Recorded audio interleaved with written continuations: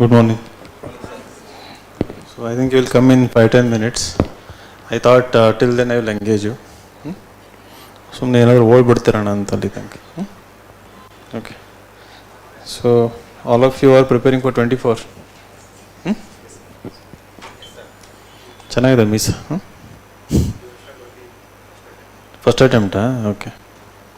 When did you join coaching? Last year. Which batch? Okay. So how many of you gave attempt this time? Almost everyone. Experimental attempt. ನೋಡೋಣ ಹೆಂಗಿರುತ್ತೆ ಹೋಗಿ ಕೂತ್ಕೊಂಡು ಅಂತಂದು.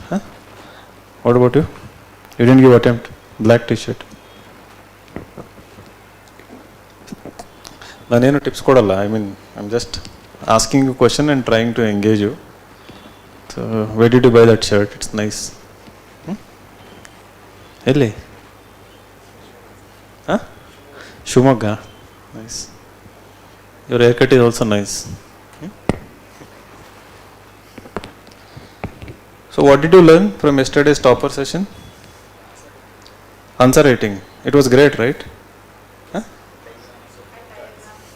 Diagrams, flow charts. Essay writing also I spoke about. Yeah. He used to write on Quora. So you might be knowing Quora, right? So I put mine and his photo on Twitter, and some of them are commenting that he's a very active writer on Quora. He has a huge fan following on Quora. So I think somewhere writing, not just as part of answer writing, but also writing in blogs. So you might remember that, some of in your orientation I have spoken about it, right? So develop that hobby also.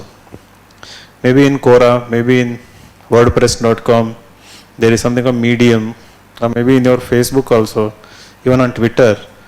So you can start expressing your views, ideas. It can be anything. So your experience of dealing with various issues in Chandra layout, right? So what are the issues you deal with in Chandra layout? Food, accommodation, rent related issues. Then traffic. You have a car. ನಮಗೆ traffic issue ಅದು car ಓಡಾಡೋರಿಗೆ. By walk ಓಡಾಡೋರಿಗೆ there is no footpath, only for name sake.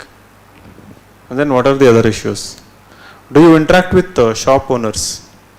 The one who sells idlis and there is MTech Babu, Idli Babu, right? And all these people have found inspiration from our Prime Minister Narendra Modi's call. If you don't get employment, sell pakoda. Right? Even that is also employment. They are actually earning in lakhs. There is nothing wrong in it. People actually started criticizing it, but I really appreciate. What he meant was, be self-employed when you don't get employment. So that was the call actually.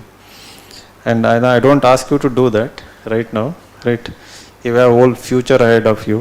You have I think you are making headway into preparation. You have gained momentum, and somewhere you are figuring it out how you can crack the examination. So invest all your energy in this, rather than at least till next September. Whenever people come, they tell me that what to do now. I am telling them if you have completed optional answer writing everything, then go for a job and do it. If you haven't done them, then prepare till December, next mains. So after December, definitely go and join a job or go for higher education, right? So there is no point in again sitting full time and preparing. You have time till September.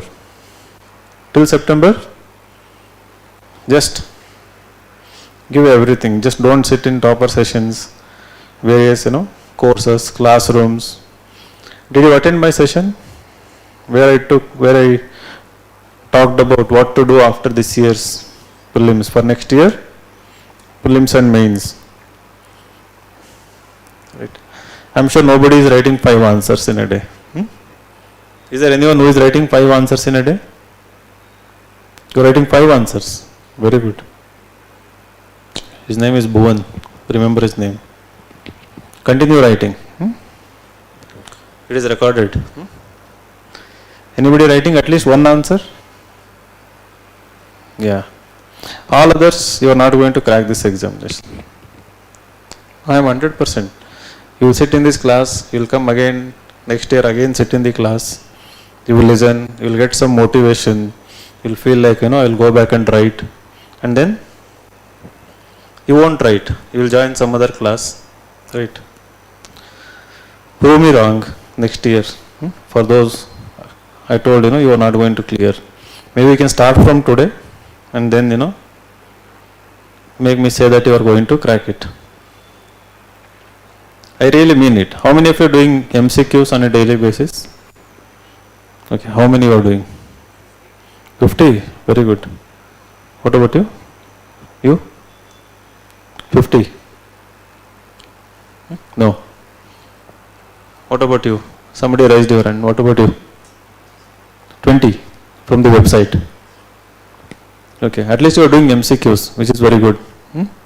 So what is stopping you from writing answers?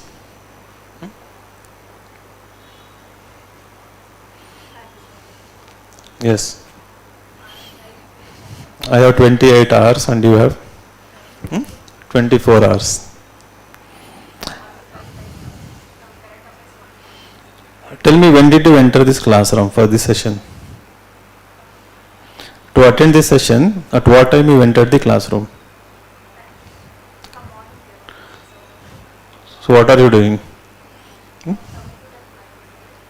Okay, after 10? Breakfast, okay. Then? Still you had 15-20 minutes? Anybody who is indulging in making notes, again you are not going to crack this examination. At the end of the day you will have very good notes on everything, Just pick up questions. So wherever you are waiting, it's very easy thing to do. It is just like, you have to make up your mind that internal motivation should be there, right? Wherever you are, it doesn't matter. Wherever you are waiting, that I need some improvement in my skills. So pick up a random question, study for 5-10 minutes. Hardly it takes 10 minutes to write 150 to 200 words, right? You have a pen, you have a page in front of you, you have daily questions on our website, and there are hundreds of websites. Pick any question, right? Start with small habits, right? Wherever you find time in a day, you can easily write 5 to 10 answers like this. 10 minutes here, 10 minutes there, wherever you are waiting. And when you are having breakfast, when you are, like you can open your mobile and just glance through 1 or 2 MCQs or something, right? Some people listen to Sunset TV and debates and other things. So that is what I talked about, that that ambition, that strong purpose. So people lack it for some reasons. You should constantly think about it. You should be constantly immersed in this. Then only after next year September you will liberate yourself. You will get that freedom. You will have the courage to move ahead. Otherwise you are constantly stuck because something or other will be always lacking. ಅರ್ಥ ಆಯ್ತಾ? ಯಾಕೆ ಹಿಂದೆ ಕೂತಿದ್ದಾರೆ? ಮುಂದೆ ಬನ್ನಿ. Come forward.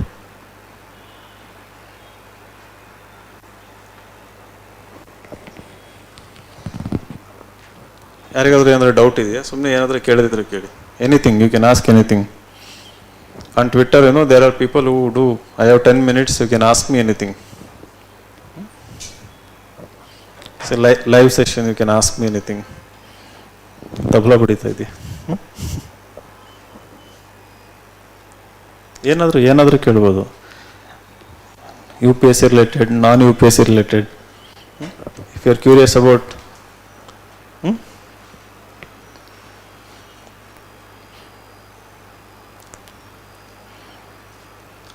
ಜೋರ ನಗ್ತಾ ಇದೆ. You have some question? Nothing. So all of you are OJP students? So how is OJP? It's going good. You are enjoying attending classes, making notes, going back, reading notes. Apart from that, what else you are doing? Reading newspaper. Very good. Apart from that? Yes? Optional. Okay. Reading optional. Okay. Then?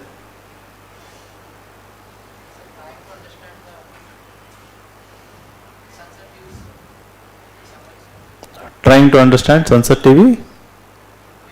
Very good, very good. You listen to them. Good. Apart from that? All India Radio News. ನೋಡೋದು ಕೇಳಿಸ್ಕೊಳ್ಳೋದ ನೋಡೋದ ಕೇಳಿಸ್ಕೊಳ್ಳೋದು ಆಮೇಲೆ ಹಾಂ very good. So what I wanted to hear something where people are practicing something. So you read PYQs or what do you do? You solve. Read. Try to solve also. Then? Did anyone start analyzing last 10 years mains PYQs? Previous year questions? Mains questions? You started?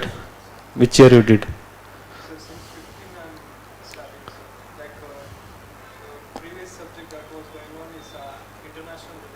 So I have gone through all those questions and understood what is the demand of the question. For example, if some countries are in the news, then that particular question will be that. Good. How to collaborate all those issues and make up the question. Very good. So what is stopping you from doing this? ಅದಕ್ಕೆ ಎಷ್ಟು time ಬೇಕು? It's just curiosity, right? You are going to write mains maybe next year.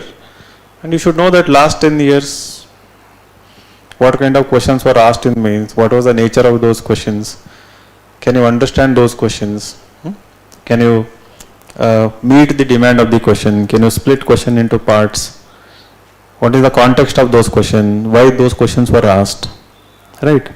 You can take the keyword from the question, Google, put that here, like if there was a question on, let's say just hypothetical, Sri Chaitanya Mahaprabhu in 2018. So you search Google, Sri Chaitanya Mahaprabhu 2018, the Hindu culture, something like this. See if he was in news. Then look at the question, right? Why he was in news and what is the context of the question? Is it a direct question or are they asking something else beyond what was there in the news, right? So this involvement should be there, throughout the day, analyzing previous year questions, both prelims and mains. Those who does with sincerity and with all the intensity also, like on a regular basis, he will always be in the right path. There is no chance that you are going to get deviated. You will not deviate from the examination demand, right? If you are involved in analyzing previous year, it should be day-to-day activities throughout the year.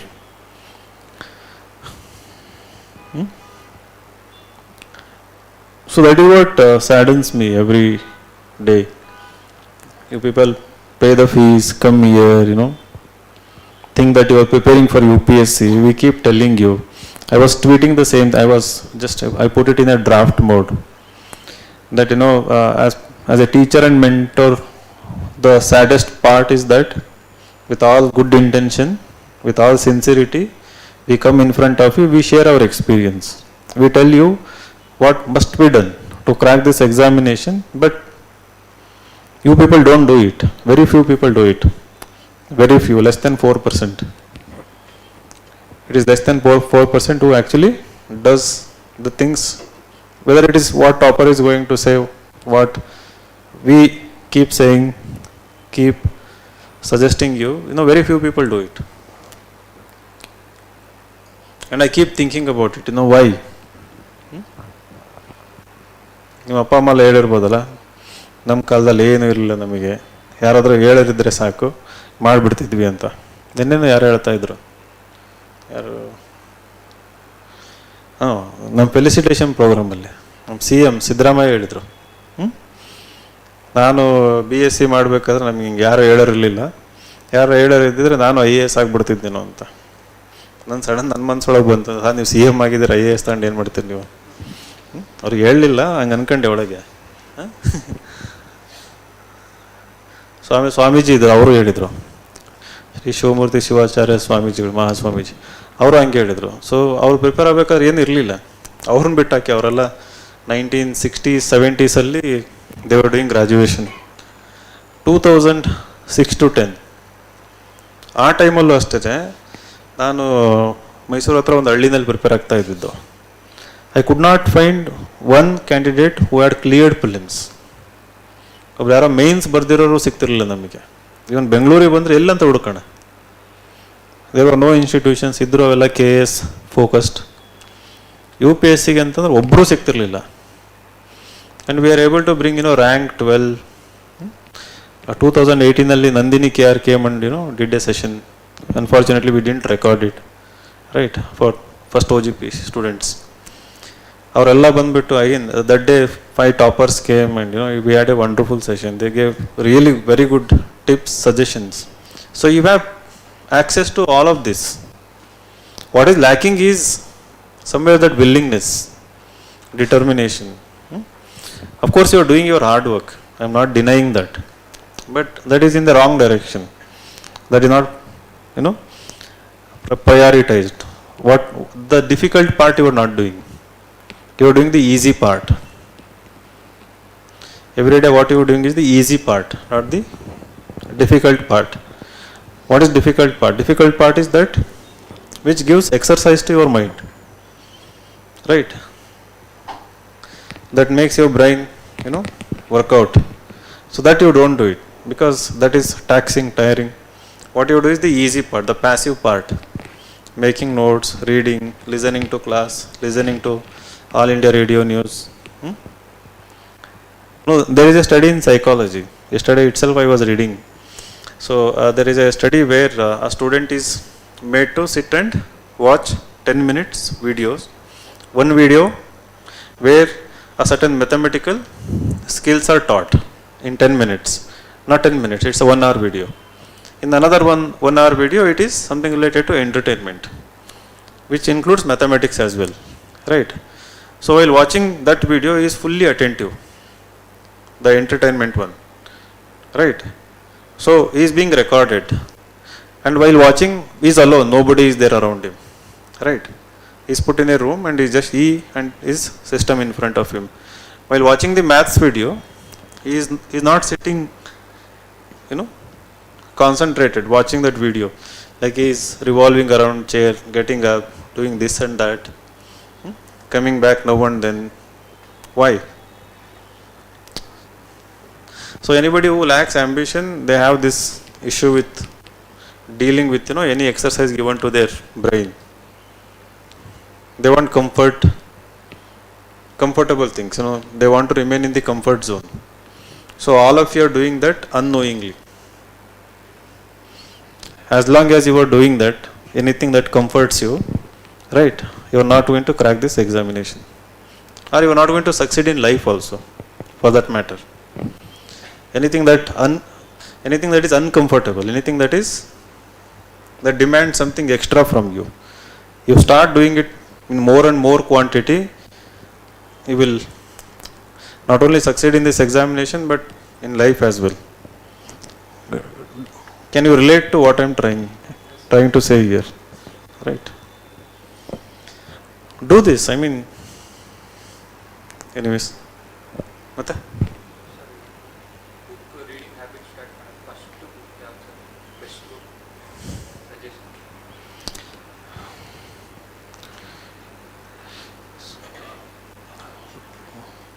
There are many books like fictionally I usually suggest George Orwell's books. They are small books, easy to read. Like 1984, there is one book. Animal Farm, there is one book, right? And there are books by Ernest Hemingway, Farewell to Arms, The Old Man and the Sea, something like this. These are like small books, but you can complete them in 3-4 days. And then you can slowly move to books by Charles Dickens. So, and then Shakespeare books, not the original versions, but the simplified version of Shakespeare books. So once you start reading them, then you can look at the list of both Booker Prize winners and Nobel Literature Prizes, right? These two lists you can scan, whichever title appeals to you, you can go for it. So any book that has won Nobel Prize for Literature, that is a book acclaimed all over the world, right? Any book that has won Booker Prize, like Geetanjali Shri, Tomb of Sand, recently. She is Indian Hindi writer, right? Hindi author. Her book won. She wrote in Hindi. It was translated to English. Maybe you can buy that book also. And then you should read Kannada books also. All the books by Shivram Karanta. And so especially Shivram Karanta novels are very good. They are easy to read. You can relate to them. There are at least 12 novels. Okay. You can start with, Chomana Dudi, Bettada Jiva, Mukkajjiya Kanasugalu, ಆಮೇಲೆ ಎಂಥದ್ದು 10 ಮುಖಗಳು ಅಂತ ಬರುತ್ತಲ್ಲ. ಯಾರು ಇದ್ದಾರೆ literature students ಇಲ್ಲಿ? ಯಾವ books? ಅದು ಮಂಕುತಿಮ್ಮನ ಕಗ್ಗ DVG ಅವ್ರದ್ದು. ಅದು ಓದಿದ್ರೆ ಅರ್ಥ ಆಗಲ್ಲ. ಅದು ಇಟ್ಸ್ ವೆರಿ ಡಿಫಿಕಲ್ಟ್. ಅದು ಫಿಲಾಸಫಿಕಲ್ ಅದು. ಓಕೆ, ಸುಪ್ತ ಮನಸ್ಸಿನ ಏನೋ ಇದೆ ಅದು. ಅದನ್ನು that also you can read. ಅವನು 10 ಬರ್ತೀನಿ ಅಂದ್ರೆ ಇನ್ನೂ ಬಂದಿಲ್ಲ ಅವನು. Topper. He was a OGP student, very, very, very dedicated, hard-working student, coming from not so good background in the sense that rural, but he studied in IIT Kanpur through hard work. So very good guy.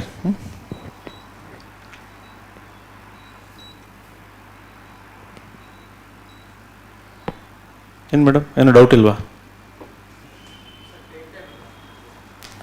ಯಾವ time table? ಅದು mission 24. Follow ಮಾಡಿ ಅದನ್ನು. See, basically that plan includes daily answer writing and daily MCQ solving. Weekend ಅಲ್ಲಿ self study questions ಅಂತ ಕೊಡ್ತೀವಿ. You can do along with the class, right? See, learn to be independent. Class ಅದ್ರ ಪಡೆಗೆ ಅದು ಆಗ್ತಾ ಇರುತ್ತೆ. ಕ್ಲಾಸ್ ಬಿಟ್ಟು class ಹೊರಗೆ ಏನು ಮಾಡ್ತೀರಾ, that determines your success. Always don't be dependent. Like class ಆದಮೇಲೆ ನಾನು ಎಸ್ಸೆ ಬರೀತೀನಿ, ಕ್ಲಾಸ್ ಆದಮೇಲೆ ನಾನು ಆನ್ಸರ್ ರೈಟಿಂಗ್ ಮಾಡ್ತೀನಿ. Just pick up your thing whichever area you want to improve, right? ಯಾರು ಸೆಲ್ಫ್ ಎಫರ್ಟ್ ಹಾಕಿ any area, those who take initiative as soon as possible, you will gain depth in it, you will gain expertise in it. ಯಾವುದಾದ್ರೂ ಇರ್ಬೋದು. So anything that is stopping is your own excuses. It is always your excuses that will stop you from doing something, not the class or anything. ಯಾಕಾದ್ರೂ ಕೇಳಿದ್ದ ಅಂತಂತ.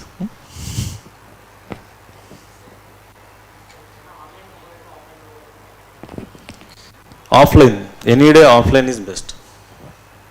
Imagine, ಈ ಥರ ಎದುರಿಗೆದುರು ಕೂತ್ಕೊಂಡು ಮಾತಾಡೋದು, interact ಮಾಡೋದು. ನಿಮ್ಗೆ ಏನಾರ ಡೌಟ್ ಇತ್ತು ಅಂದ್ರೆ ನಮ್ಮನ್ನ ನೇರವಾಗಿ ಬಂದು ಮೀಟ್ ಮಾಡೋದು, ಕ್ವಶನ್ ಕೇಳೋದು, ಅದನ್ನು ಫೀಡ್ಬ್ಯಾಕ್ ತಗೊಳ್ಳೋದು. ನಿಮಗೆ ಬೈಬೇಕನ್ಸಿದ್ರೆ ಎದುರಿಗೆ ಕೂರ್ಸ್ಕೊಂಡು ಬೈಯೋದು. ಸೊ ಅದರಲ್ಲಿರೋ ಮಜಾನೇ ಬೇರೆ. ಒಂದು ಕ್ಲಾಸಲ್ಲಿ ಈ ಥರ ಕೂತಾಗ ಡೈರೆಕ್ಟಾಗಿ ಕೇಳೋದು. You get connected, we get connected. Online I really hate. Some people ವಾಟ್ಸಪ್ಪಲ್ಲಿ ಎಸ್ಸೆ ಕಳಿಸ್ತಾರೆ ಬರೆದ್ಬಿಟ್ಟು ಮಾಡಿ ಅಂತ. ಅದು ಆಗಲ್ಲ. ಅದು ಟೈಮ್ ಇರುತ್ತೆ, ತುಂಬ ಟೈಮ್ ಇರುತ್ತೆ, ಬಟ್ ಅದನ್ನು ಅಲ್ಲಿ ಓಪನ್ ಮಾಡಿ ಓದ್ಬೇಕಂದ್ರೆ ಆಗಲ್ಲ. ಅದೇ ಎದುರು ಬಂದು ಕೂತ್ಕೊಳ್ಳಿ, ಒಂದು ಎಸ್ಸೆ ಕಾಪಿ ತಗೊಂಡು ವಿಲ್ ಡೂ ಇಟ್. ಅದಕ್ಕೆ ತಿಂಗಳಿಗೆ ಒಂದು ಸರಿ ಬನ್ನಿ. ಯಾರಾದರೂ ಅನಿವಾರ್ಯ ಆನ್ಲೈನ್ ಅಂತಂದಾಗ ವಾರದಲ್ಲಿ ಒಂದು ಸರಿ ಹತ್ರ ಇದ್ದರೆ, ತುಂಬ ದೂರ ಇದ್ದರೆ ತಿಂಗಳಿಗೆ 1 ಸರಿ 2 ಸರಿ ಬಂದು ನಿಮ್ಗೆ ಆನ್ಸರ್ ತೋರಿಸಿ, ಎಸ್ಸೆ ತೋರಿಸಿ, ಒಂದು ಆಫ್ಲೈನ್ ಕ್ಲಾಸ್ ಅಟೆಂಡ್ ಮಾಡಿ, ಒಂದು ಆಫ್ಲೈನ್ ಟೆಸ್ಟ್ ಬರೀರಿ ಇಲ್ಲಿ ಕೂತ್ಕೊಂಡು.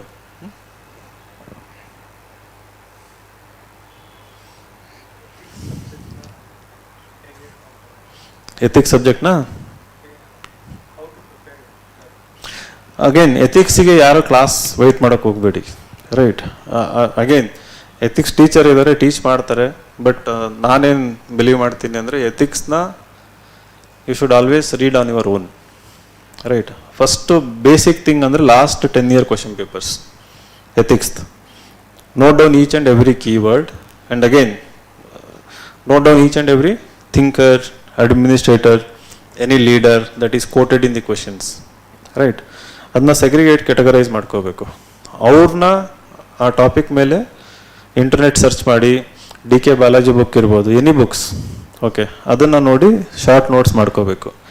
There is a series of video called Michael Sandel's videos, Michael Sandel ಅಂತಂದು.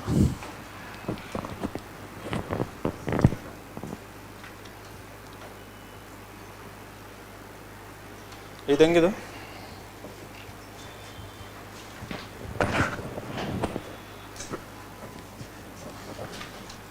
ಎಥಿಕ್ಸ್ ಹಾರ್ವರ್ಡ್ ಲೆಕ್ಚರ್ ಸೀರೀಸ್ ಅಂತಂದು ಯೂಟ್ಯೂಬಲ್ಲಿ if you search Michael Sandel I just show you watch those videos.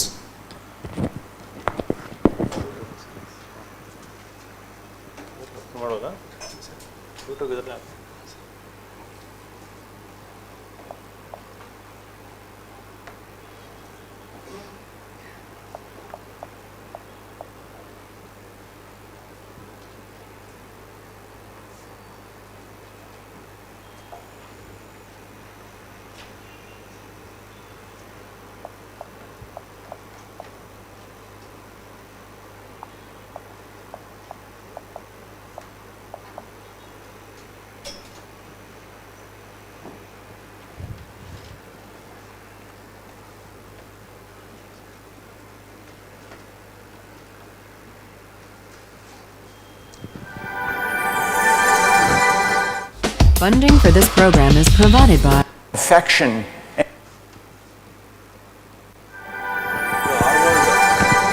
Harvard University Funding for this videos. program is provided by additional funding provided by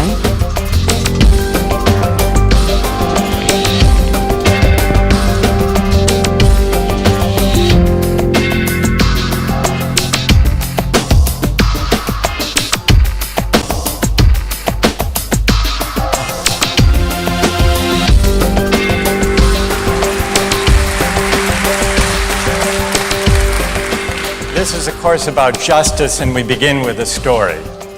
Suppose you're the driver of a trolley car, and your trolley car is hurtling down the track at 60 miles an hour, and at the end of the track you notice 5 workers working on the track. You try to stop, but you can't. Your brakes don't work. You feel desperate because you know that if you crash into these 5 workers, they will all die. Let's assume you know that for sure. And so you feel helpless until you notice that there is, off to the right, a side track. And at the end of that track, there's one worker working on the track. Your steering wheel works, so you can turn the trolley car, if you want to, onto the side track, killing the one, but sparing the 5. Here's our first question. What's the right thing to do? What would you do? Let's take a poll. How many would turn the trolley car onto the side track? Raise your hands. How many wouldn't? How many would go straight ahead? Keep your hands up, those of you who would go straight ahead. A handful of people would. The vast majority would turn. Let's hear first. Now we need to begin to investigate the reasons why you think it's the right thing to do. Let's begin with those in the majority who would turn to go onto the side track. Why would you do it? What would be your reason? Who's willing to volunteer a reason? Go ahead, stand up. Because it can't be right to kill 5 people when you can only kill 1 person instead. It wouldn't be right to kill 5 if you could kill 1 person instead. That's a good reason. That's a good reason. Who else? Does everybody agree with that reason? Go ahead. Well, I was thinking it's the same reason on 9/11. We regard the people who flew the plane into the Pennsylvania field as heroes because they chose to kill the people in the plane and not kill more people in big buildings. So the principle there was the same on 9/11. It's a tragic circumstance, but better to kill one and so that 5 can live. Is that the reason most of you had, those of you who would turn? Yes? Let's hear now from those in the minority, those who wouldn't turn. Yes?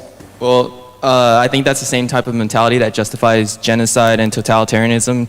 In order to save one type of race, you wipe out the other. So what would you do in this case? You would, to avoid the horrors of genocide, you would crash into the 5 and kill them?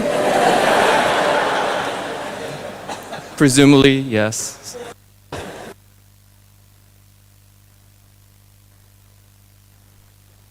So we have our topper here. I think because of traffic he got late. So welcome him with a clap. So I was just showing them, these videos. You might have seen these ethics videos, Michael Sandel. So you can go back and watch. Okay, you know it.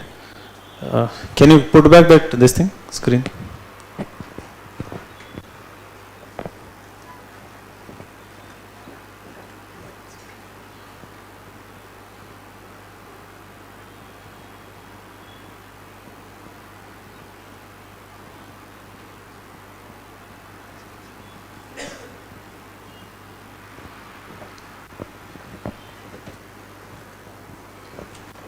Yeah. So this is a series of sessions that we have organized. I think this week we have witnessed 2 or 3 toppers talks. Again, in this series, this is another toppers talk by Mr. Ayush Gupta. And I'm very happy with this session because he used to be our OGP student. And he has got All India rank 180 with mathematics as his optional. And he also has very good score in essay, 132, right? So any score above 130 this year is equal to, let's say, 145 plus last year. It's an excellent score. And in this session, he will be discussing about his strategy, what he did, what are the mistakes he committed, and how did he overcome those mistakes. And specifically essay, you can ask specific doubts, how to score 130 plus. I hope you will be sharing that also, right? And once again, welcome, Ayush. Thanks for coming, and I hope you will, of course, you are going to give a great session. I hope all of you will enjoy. And whatever takeaways you are going to get from this session, as I was reminding you before the session, please implement, execute them when you go back. So all the best. Thank you.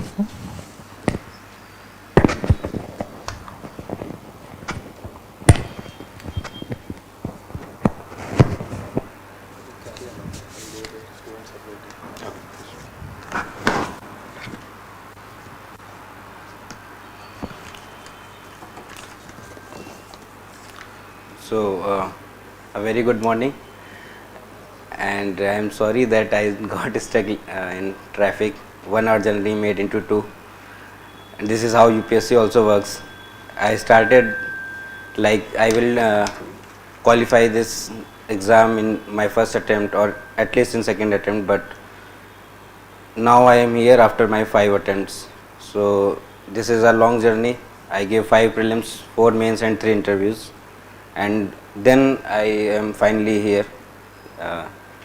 So it's actually UPSC is just like life, as Vinay sir says always, that you are you will, whatever you will expect, it will be like just opposite.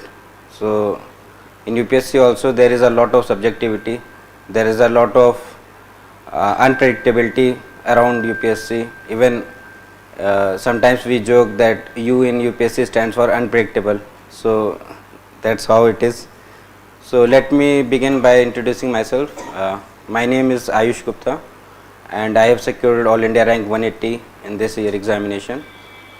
I graduated from IIT Kanpur in civil engineering in 2017, and after that I started my preparation full time.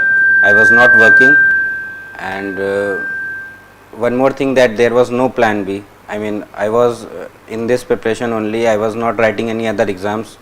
I was just focusing on UPSC, and sometimes it becomes very monotonous, sometimes it becomes very boring, sometimes a lot of uncertain clouds cloud you, and but still I went on, because I trusted myself, I believed in my instincts, and I always believed that my hard work, my sacrifices, my all of my life which I am living there will finally pay me off. So you can expect these things if you are following certain fundamental rules, certain ground rules, and I want to give you some. I want to begin with my marks. I have given 4 mains, and last attempt I scored 724 in mains, but this time I got 824. So there is the 100 marks increment, and before that I was stuck in that loop, like I was getting in the similar range, but this time I finally moved on from there, like 724 to 824. Thank you, sir. So I will give you I will write my marks.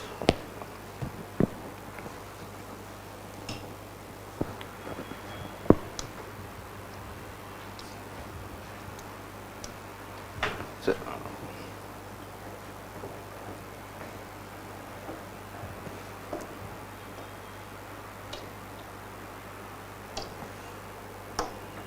thank you.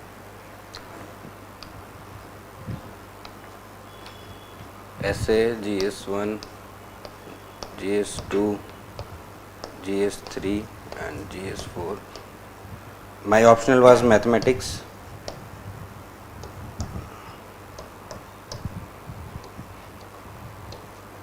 So in 2019 attempt I got 129, 98,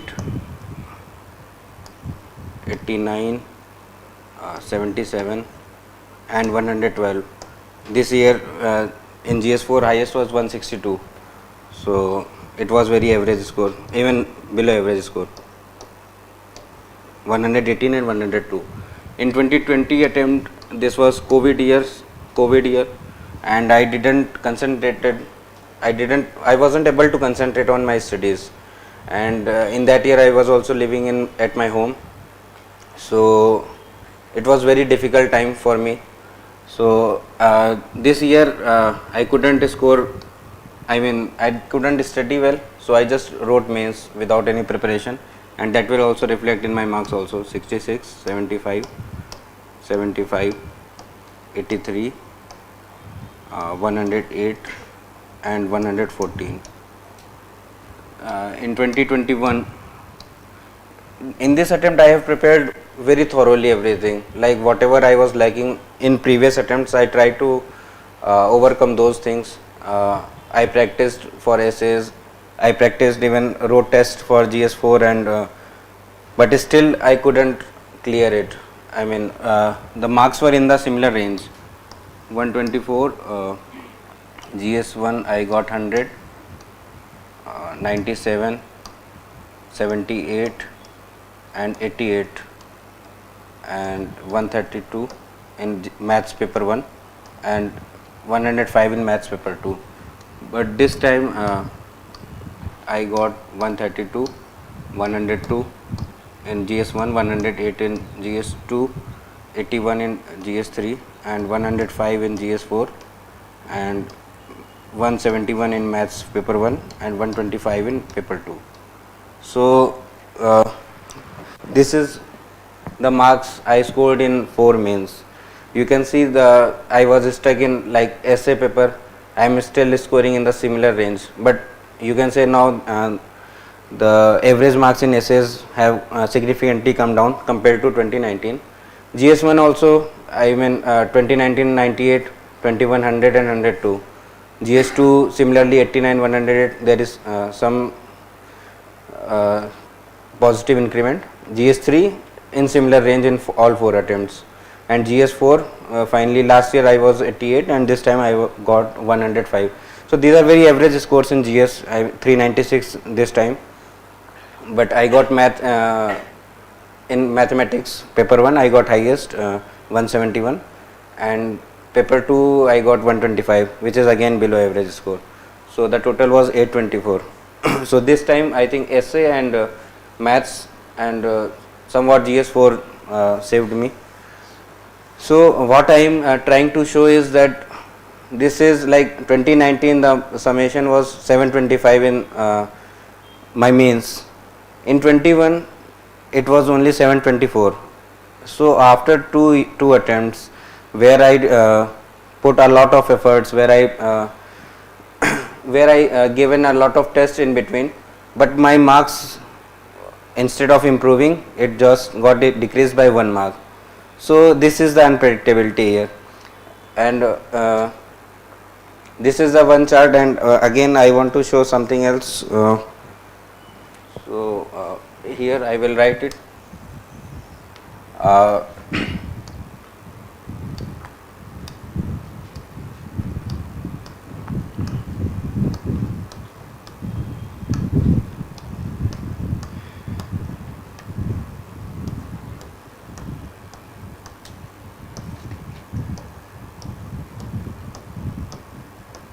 So these are the numbers from 1 to 1 million.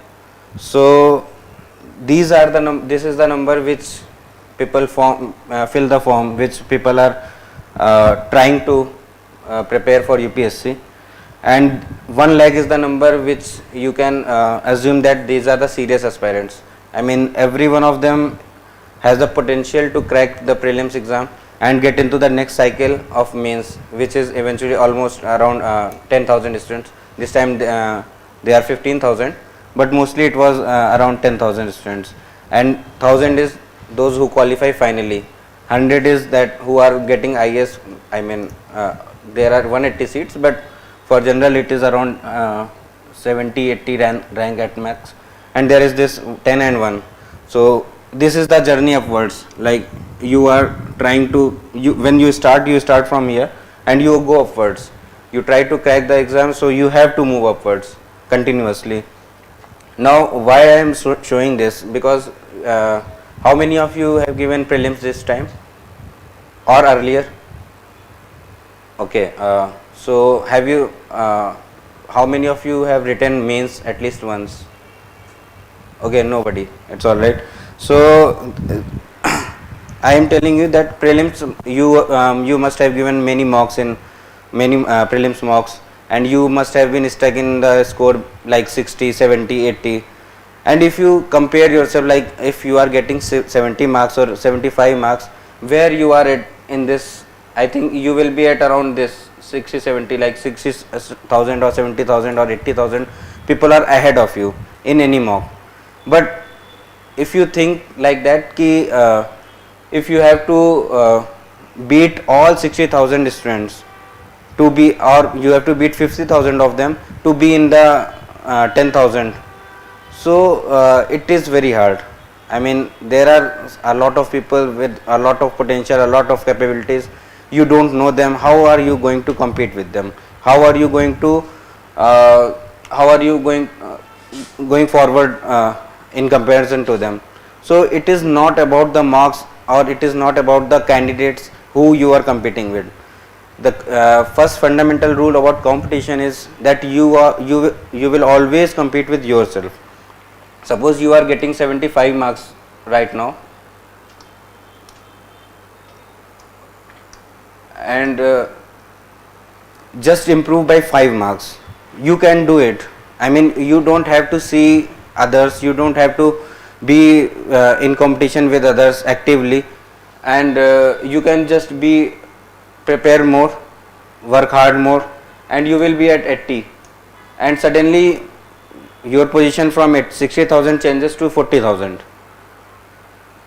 You again prepare more and you go to 90, and you are in the initial 10,000, because the cutoff is now already I think 88 last time, and this time it is going to be around 80 only.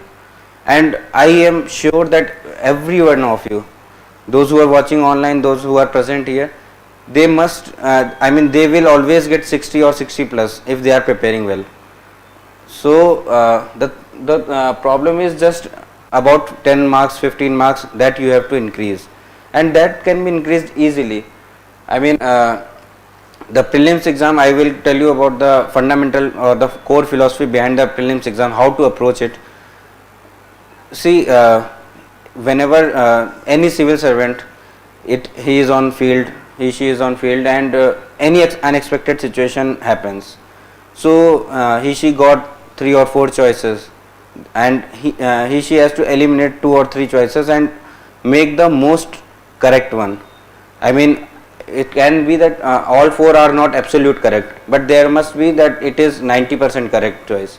So she has to make that choice only. And in the prelims exam also, you are given 4 options and you have to make one choice, which is most correct one. And like the ground situation where the pressure is a lot, where they have to make sudden and quick decisions and they have to be correct.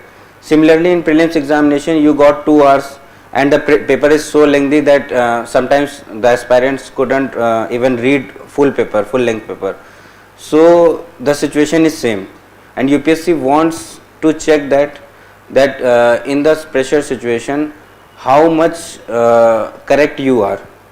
How much clarity of thought you have. You have already studied, you have already read all the concepts, whatever they are asking in the examination.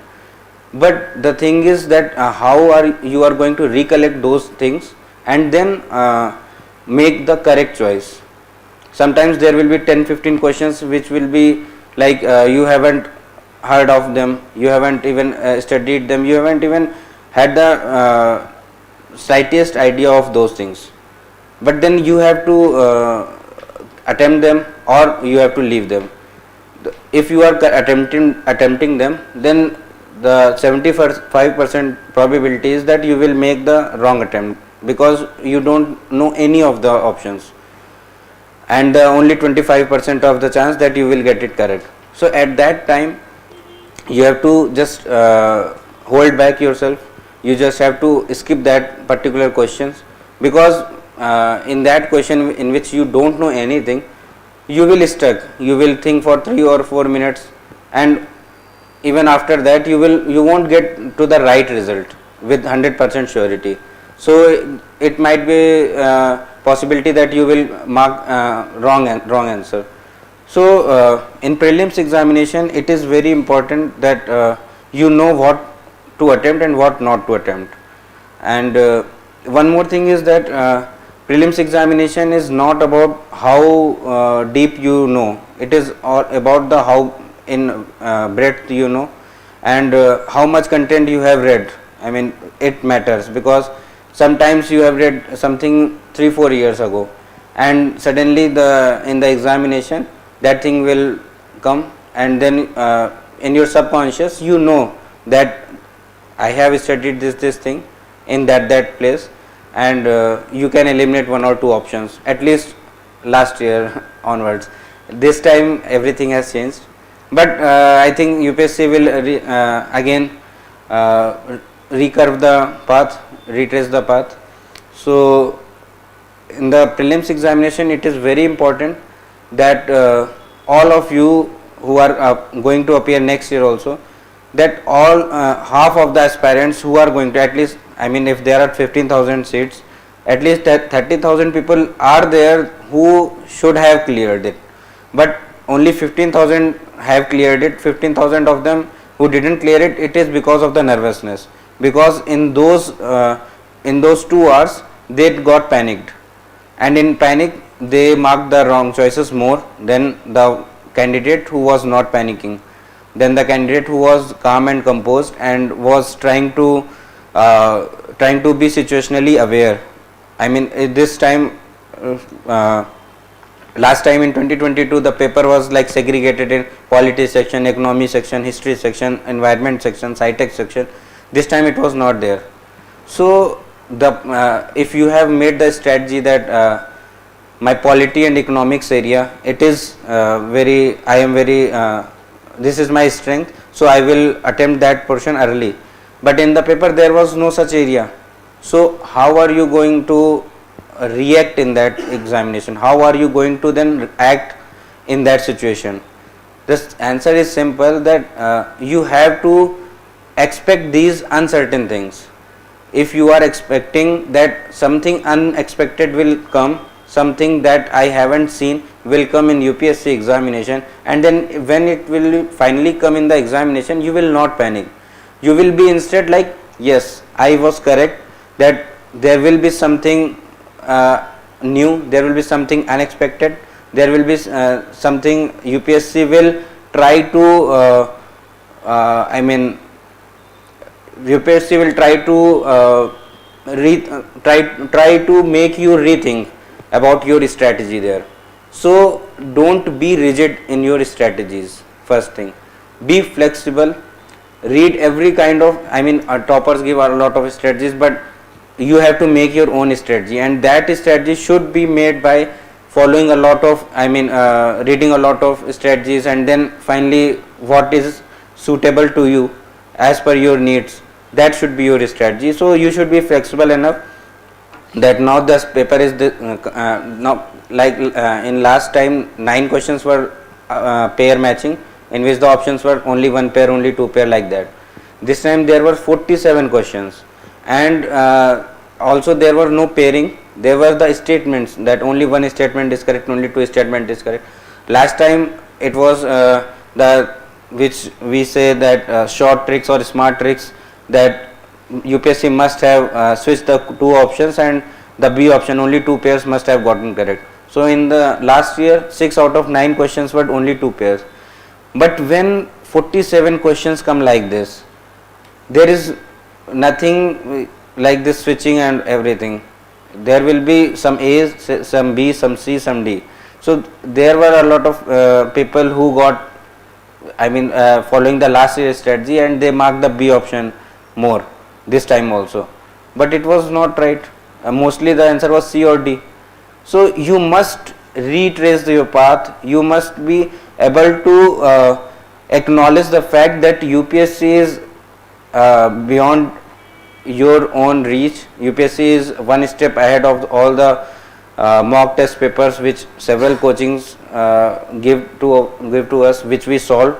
They are good for the practice, but they are not the one who you should think that they are the standard there. In first attempt, when I couldn't clear prelims in 2018 attempt, this was the problem with me, that I was following two test series. One is Insights test series, which I have subscribed, and the second was Vision IAS test series. So I gave all 35 full marks in both of them, and I was getting very good marks. I was attempting continuously 97 to 100 in that range. But in the 2018, in the real examination, what happened was I completed my exam, I completed my paper, and I could mark only 77 questions. So as I was attempting 97 to 100 in mock papers, so I tried to just tukka baji. So I attempted 20 more questions, and I got 19 of them wrong, and that is what made me out of the list. So I was not mature enough, or I was not able to re-strategize there. I was not situationally aware that this paper is different from earlier papers, and I should accordingly attempt less or more, whatever it was. So UPSC will always give you this in prelims examination. The second aspect of one more thing is that whatever Insights IAS test series for prelims, whatever books they have recommended to follow, to read, like new NCERTs in history or a lot of wide readings they require. So I have followed in my first attempt, I have followed them religiously, and I have covered every NCERT whatever they have asked. So before attempting my mocks, I used to at least read one time. So the content is easy there, but I think that made my foundation very strong, because after those attempts, after my first attempt, in next 4 attempts, I didn't study much for prelims examination, but I was able to clear it just by margin, not by lot of marks, but I was able to.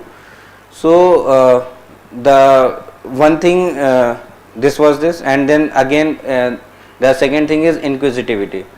You always try to be more inquisitive, whatever is happening or whatever is going on, or whatever the concepts or whatever the keywords are there in textbooks. Try to Google them, try to Wikipedia, try to read it on Wikipedia, try to read on any other sources, try to watch some documentaries, try to read some other fiction or non-fiction books also. They all are going to help you, because they broaden your thinking, they deepen your perspective, and UPSC requires a different perspective which is more balanced, which is more appropriate, which is not extreme in any of the direction. And so it requires a more broader perspective, a more broader understanding of everything that is going around you. So it is very necessary, and it is also very necessary for the essay paper, which I will cover later. So how many of you have given this time prelims examination, and how many of you not able to clear the CSAT exam? Any of you? Okay, there was that. Okay, so this CSAT paper I also want to talk about, because I think UPSC has denied to reveal the data that how many percentage of people couldn't clear CSAT examination in past years, but I guess that this number is very huge. It can be even greater than 70 or 80%. That is my estimate, based on my understanding of this examination, based on my friends' perspective and their success or failure. So what is happening is, CSAT examination is just qualifying paper. Till 2019, the questions were very basic mathematics, basic aptitude, basic English comprehension, basic reasoning. And then suddenly from 2020, they made that qualifying exam really hard. So a lot of aspirants who were not taking CSAT seriously enough were not able to clear it. And in later stages, later years, they have only increased the difficulty level. And I am sure that in coming years also, they will not decrease the difficulty level. So my advice to CSAT aspirants is, for those who are not able to clear CSAT, is ki, see, there are 66 marks is the qualifying mark, and you just need to be, I think, 27 correct, okay, net correct, and there are 27 questions. I mean there are at least 40 questions which are very easy. In every paper, every year, there are at least 40 questions which are very easy. You just need to identify them in the exam room itself. Now what happens is, suppose I will take two scenarios, one who is strong in English comprehension and one who is strong in mathematics and reasoning portion. Suppose candidate is strong in mathematics and reasoning portion, so by default he prefers to solve mathematics and reasoning questions first. What happened in 2022 and 2023 is that mathematics questions, basically quant and number system, they have become very difficult. They require a lot of scenarios, they require a lot of situations, and every aspirant is not able to think of all of those situations, and that is why options are such that whenever you go on a wrong path, you must approach an answer that UPSC has provided, and you think that it is correct because it is given also, and you mark it. Later you got to know that it is the wrong choice.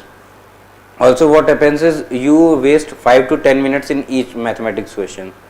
It is very easy because they give so lengthy, like half of the page is just question, and there is A, B, C, D, E, F, G, H, and then they will, suppose a question is that they are sitting in this order, that order. So there are 2-3 situations, and you are if you will go for those questions, you will at least require 3 to 4 minutes if you are very fast. But if you got stuck at any point of time, it will take 5-6 minutes more, and then you will realize, oh, I couldn't solve it, 10 minutes are wasted, and you go to another question. And sometimes it happens that 4 to 5 questions are such that you think that you will be able to solve them, but in the examination you are not able to. And due to this, what happens was, if just there are 5 questions like that, you are wasting almost 30 to 35 minutes and marking all the negative, I mean they are the wrong answers, and then you got panic in the examination. And then whatever the easy questions, sometimes you won't be able to understand them, sometimes you won't be able to solve them, and sometimes you won't be able to see them that they are there, and and you have to solve them. You will be like, how can this be so? So don't be just put your ego aside, accept the fact that it is all right for you to not solve a question in the examination itself, but there are some more questions which are easy compared to this one, and you can solve them very easily. Similarly goes for English comprehension. They are there, and one question per one comprehension. I think this is now the trend. Sometimes UPSC gives 2-3 questions in one comprehension also, but mostly it is one question per one comprehension.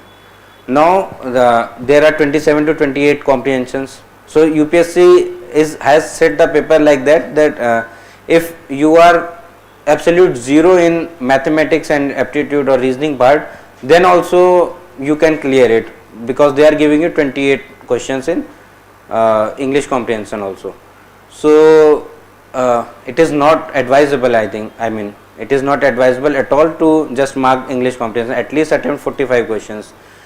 But I was talking that so people, there was one of my friend who was very good in English comprehension, and he in 2021 he marked 28 questions, 27 or 28 questions of English comprehension, and then 5 to 6 questions in mathematics and reasoning only. And what happened was that 3 or 4 comprehension were wrong. Also the questions there were also 2-3 wrong, so he couldn't make it. So this time also English comprehension was easy compared to mathematics and aptitude reasoning part. So some of my friends got 26 or 27 out of 28 correct. So they are clearing on the basis of just comprehension. For the for the margin, they have also solved 10-20 questions of mathematics also. So I was just trying to make you aware that CSAT examination is not at all difficult to qualify. It is just your awareness in the examination which is required to clear that. Comprehensions are always easy. The answer is right in front of you. There are 2-3 types of questions which they ask. Sometimes there is this philosophy or crux of the comprehension. Sometimes there are the consequences of this particular thing, which they will give you 4 futuristic options which you have to choose the correct one. So there are 3-4 categories only which they ask, and there are some very good videos on insights also, but I haven't seen them. But I have I haven't seen actually any of the CSAT videos, but what I have heard is that Hardworking Human channel is there. Manish Kumar sir, he was AIR 61, so he has solved prelims examination, this GS and CSAT, and he shows you some tricks or shows you some approaches that you can take there to reach the answer in less time, instead of reading the whole comprehension. And so it is not like that it is the 100% true. He also says the same, but most of the time it will be correct. So you have to be aware again to use that trick intelligently. So I wish all of those aspirants who are not clearing CSAT this time will clear CSAT at least next time. I mean, not qualifying CSAT is a very big mistake. Is a very, I mean, it is very hard to digest for me also. I am from mathematics background, so I am saying only on that basis. But every humanities student, I mean those who haven't even read mathematics beyond class 10th or class 12th, they should also put some effort in that, because for that paper you are actually getting out of the cycle. Being in the cycle is very important, because after if you will clear prelims, then in the next 4 months you will be able to attempt the mains examination, and that 4 months you will be able to solve the mock test. You will be able to complete your optional syllabus, complete your GS syllabus. You will give at least some marks in essays also. So it is very essential that you qualify CSAT. Must, I mean this is must. Nobody should be disqualified in CSAT, because it is very disheartening for me even to see those aspirants, those who are my friends, that they don't clear prelims just because of CSAT paper. So put a lot of effort. Even if you have to practice the CSAT papers for full year, you should. And also as I was telling you the underlying philosophy behind the prelims, so I have just jotted down the points in my brief journey of 2 hours here, that do not panic in a prelims examination. That is very essential, because as soon as you panic, you are just giving your seat to somebody else. That competition is tough, so you must not panic. Situational awareness, which I have emphasized a lot, it is very important that you act just as the paper is. So I will also say that try to act, not react in the exam. When you react in the examination room itself, then you will be panicking, you will be doing something extreme. But when you are in your senses and you are trying to just acting according to the paper, then you will be able to move through the paper. You will be able to see the difficulty level in itself there. So try to act, not react. Always under expect and over deliver. Do not expect from yourself that you will read 12 hours daily. Under expect in the sense that, because every aspirant makes schedules, and those schedules are very rigorous, like even there is this time for 15 minutes for lunch, 15 minutes for dinner, and like that. There is no room for any of the activity, any of the leisure activity, and every aspirant do this. But what happened later was that whenever you make a very tight schedule like 10 hours or 12 hours, then you will not be able to do those targets. You will not be able to stick to that schedule, because because you are also living a life, and unexpected things will happen there. So instead of 12 hours, you study for 10 hours, and thereby you see that you have just read 5/6 of your scheduled period, and then you got panic that because I have made the schedule every day 12 hours for next 3 months, on the first day itself I haven't able to stick to that. How will I do that? How will I? And in that all those procrastination and all those things, you will jeopardize even your future, even your tomorrow and day after tomorrow and so on. And at one stage you will just give up that I am not able to do this. So instead of and one more situation happens, that sometimes you get sick, sometimes you have to go to your house, sometimes you have to meet your friends. So you cannot stick to the schedule on those days. Next day what happens that since you have read only 4 hours last day, or there is this gap of 2 or 3 days that you haven't able to study, so what you do is that instead of 12 hours you try to compensate all of those 12 into 3 hours, like 36 hours you have to compensate, and for that you made the schedule of 16 hours now. And just imagine 16 hours study in a one day. Nobody is able to do that. There are 1-2 chances, I mean I will not say 100%, but there is this 99.99% chance that you will not be able to do the 16 hours of study, and for 2 or 3 days or for 4 or 5 days continuously, that is, I will say, absolutely not correct. So you make 16 hours now and you will be able to achieve 6 hours only, because you are panicking continuously that you have made this 16 hours, you have even cut down your food time from 15 minutes to 5 minutes only, you have cut down your sleep time from 8 hours or 6 hours to 4 hours or 5 hours, because how will then you will be able to complete 16 hours? And in that situation everything gets into chaos.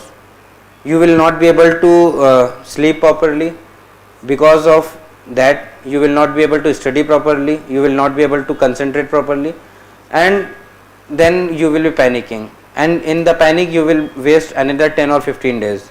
It happens with me a lot of time. So I am telling you from this. So whenever you take a break, whenever there is the necessity that you have to take break, just start with the smaller targets like 4 hours, like 5 hours. You just try to achieve that 4 or 5 hours, and then whatever time is remained in that day, try to use it as a bonus. What it will act as that you are rewarding yourself with 3 hours of time, 3 hours of study time. You were expecting only 5 hours of study that day, but you were able to achieve 8 hours. That is 60% of the increase. The next day you will be able to do 8 hours very easily, because you have just do it yesterday. But if you have made 16 hour schedule and you will be able to achieve 6 hours, next day it will be not even like 4 hour or 3 hour or 0. It happens with everybody. This is human psychology. So it happens. So under expect and over deliver. Try to make small targets and achieve them 100% or even 120%, 140%. Do not do this that you make your target so huge, so humongous, that you will be, even if you are able to achieve 60% of the target, it is very good, but the sense of satisfaction will not be there. You will not be contented with yourself, whatever efforts you have put in. So this is very important. Along with that, in the whole UPSC examination, as Vinay sir always says that just as in life everything is going, in UPSC also similar things will happen, and you have to stick with some morality, some value system, humility, contentment, truthfulness, and this all is very important. You try to live as simple as you can, and try to be more smart in terms of your thinking. Try to be more just as I was watching in the car that sir was telling you to read fictions, read non-fiction.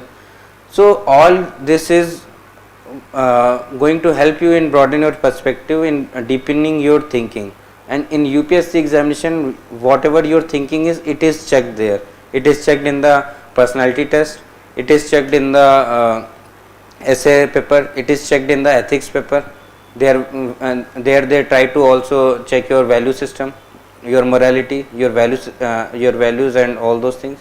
In GS 1 to 3 paper also, they try to make you think, they try to make you analyze any situation, they try to make you think the consequences of any event that is happening right now, and what is its future consequences. So it is very important that you work on your thinking, and there can be some self-help books also, there can be some guides also, that how to broaden your thinking, or how to thinking in different perspective. So this is important. And one more concept is of delta changes. So you must have studied or gotten this statistics that if you improve by 1% only daily for 365 days, you will be 37.8 times better version of yourself that you were 1 year before. So I am saying that you will not be able to do this continuously for 365 days, but there will be some time like 5 days you will be able to do something positive. There will be 1 or 2 days where you will not be able to keep up. So it is fine, but at least you will be, I mean, if you are at 1 and if you are even reaching 5 also in 1 year, that is also very good, na. What happens in the UPSC process is that we are not even when we started as a 1, just during the start of the preparation, we even don't sometimes be stuck at 1, we sometimes go backwards. So it is very important that you believe in all those things, you believe in this delta changes, you believe in humility, daily practice it, as sir always emphasize on this part also, ki be humble in every situation. And UPSC, in my case I will say that it has made me very humble, because the continuous failures, because all those things in 2018 which is not written here, 19, 20, 21, all these are, I will say I was not able to cross the final list. So these are all kind of failure. I was able to learn a lot of during this period, because it also tests your emotional, tests your mental toughness. The periods of like this bumpy ride is the UPSC. So you have to be humble, you have to be able to accept whatever situation you are in, and then only you can move forward. So there is this line, दिल ना उम्मीद तो नहीं नाकाम ही तो है, लंबी है गम की शाम मगर शाम ही तो है. So if you are in a bad phase currently, then you must know this fact, and this is for absolute, that there will be a good phase which will be coming. Whatever deep bad phase you are in, always remember this, that one day all this will change and there will be a good phase. This gives you hope in all those times of darkness, in all those times of uncertainty, because I was knowing that one day there will be good thing happening to me, and I must have to be patient enough to wait for that. And for when I am waiting, then I must stick to that process, I must stick to those fundamentals which will be able to move me forward. Even if you think that you are not able to move forward, it is not true. If you are giving your energy, your time, your efforts, your resources to something, then it will reward you, sometimes in future, sometimes in present also. So you must believe in the hope. And there is this quote in the Shawshank Redemption, those who have seen that movie, that hope is a good thing, probably one of the most beautiful thing, and no good thing ever dies. So in this whole journey of UPSC, because you don't know how much you will be there, nobody knows for sure. There will be toppers, there will be a lot of aspirants who will say that I will do this, I will do that, or after clearing the examination they will say that I always knew that. So it is not true. I mean, I knew that I will be able to clear exam because I have this potential, I have this capability. But if I will not put my efforts, if I wouldn't have put my efforts continuously all those years, I couldn't have cleared it. And after 6 attempts, when I was not able to clear it, what would I have said?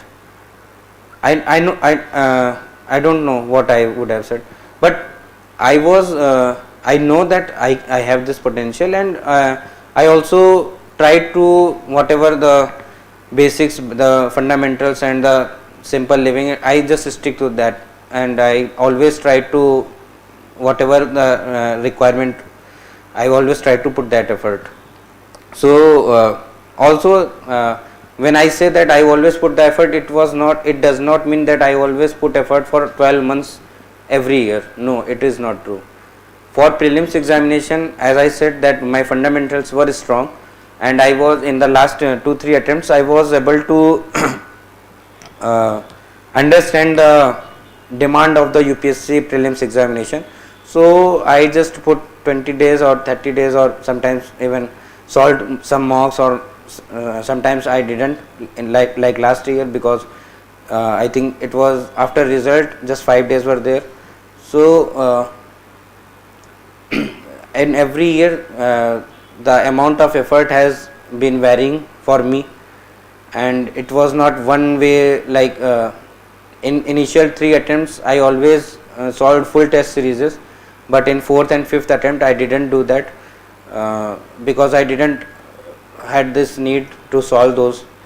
And in last 2 attempts also I was actually solving PYQs more to understand what UPSC asks, how does it frame the questions, how does it give you hints in the prelims examination itself, that even if you don't know the questions, or even if you don't heard of that particular phrase or keyword, you will be able to mark the correct choice.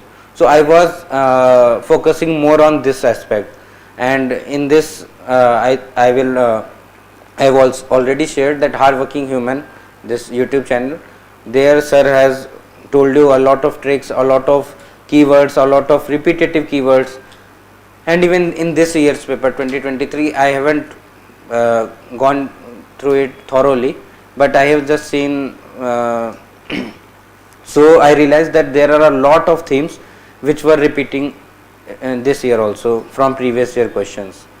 So what you try to do is for next year, that in last 6 or 10 years prelims examination paper, just do this, that whatever options UPSC has asked, whatever keywords there in the exam in the paper is, you just Google it, you just make notes of those, you just try to be aware if there is something happening related to them in current situation. So for that you have to solve the PYQs.